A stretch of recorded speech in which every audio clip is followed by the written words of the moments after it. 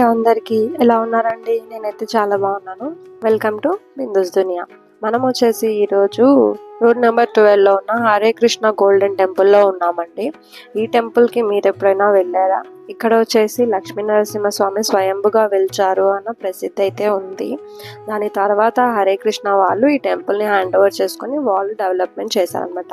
ఈ టెంపుల్లో ఇంకో ప్రత్యేకత ఏంటి అంటే మనకి గోశాల కనిపిస్తుంది. అలానే దాంతోపాటు వీళ్ళే స్వయంగా అక్కడ పనిచేసే వాళ్ళ కోసం కూరగాయలు కూడా పండించుకుంటారు.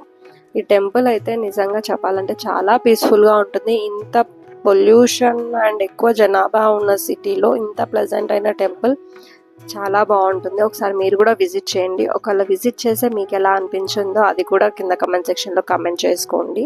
ఇక్కడ వచ్చేసి చెప్పాను కదా, హరే కృష్ణ వాళ్ళు హ్యాండ్ ఓవర్ చేసుకున్నారని.